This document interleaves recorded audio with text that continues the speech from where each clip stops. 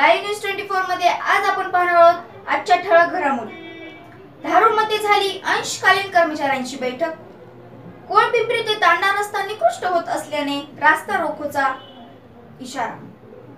सोनीमोहा येथे water cup स्पर्धेसाठी एक दिवसीय कार्यशाळा। टँकर सुरू करण्याच्या मागणीसाठी रुई-धारूर ग्रामस्थांचे उपोषण। प्रचार नियोजनासाठी झाली भाजपा कार्यकर्त्यांची बैठक। भाजपा बूथ प्रमुखांची बैठक नुकतीच खासदार प्रीतमताई मुंडे यांनी घेतली। यानंतर तालुक्यातील भाजपा कार्यकर्त्यांची बैठक घेण्यात तालुका संचालन समितीची निवड करण्यात आली। यावेळी भाजपा प्रदेश कार्यकारिणी सदस्य तथा नगराध्यक्ष डॉक्टर स्वरूपसिंह हजारी यांची प्रमुख उपस्थिती होती।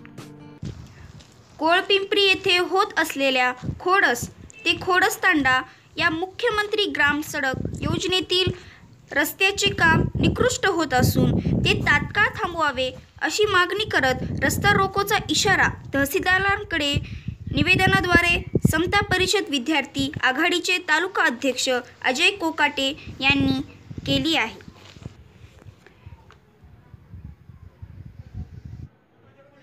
धारूर येथे पदवीधर अंशकालीन कर्मचारी संघटनेची बैठक घेण्यात आली। यावेळी संघटनेचे बीड जिल्हाध्यक्ष मिलिंद भोले यांची उपस्थिती होती। यावेळी शासनाने अंशकालीन कर्मचाऱ्यांविषयी घेतलेल्या निर्णयाविषयी सविस्तर चर्चा करण्यात आली। यावेळी जिल्हा सचिव श्रीराम शेजूळ, तालुका अध्यक्ष अरविंद चिरके, अरुण पवार यांसह तालुक्यातील अंशकालीन कर्मचाऱ्यांची उपस्थिती होती।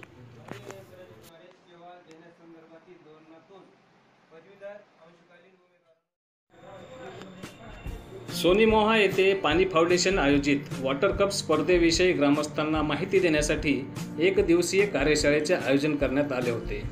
यावेळी पाणी फाउंडेशनचे सामाजिक विभाग प्रशिक्षक आसुरबा बोडके व तांत्रिक विभाग प्रशिक्षक मनीषा नागरगोजे यांनी ग्रामस्थांना माहिती दिली। तालुक्यातील रुई-धारूर येथील ग्रामस्थांनी आज पिण्याच्या पाण्यासाठी टँकर सुरू करण्याच्या मागणीसाठी ग्रामपंचायत कार्यालयासमोर उपोषण सुरू केल्याची घटना घडली। सध्या भीषण दुष्काळाचा सामना करावा लागत असून पाण्याची भयंकर टंचाई भासत आहे। वेळोवेळी टँकरची मागणी करूनही प्रशासनाने दुर्लक्ष केल्यामुळे ग्रामस्थांनी उपोषणाचा मार्ग स्वीकारला। या होत्या प्रमुख घडामोडी। पाहत राहा लाईव्ह न्यूज 24। सबस्क्राईब करा।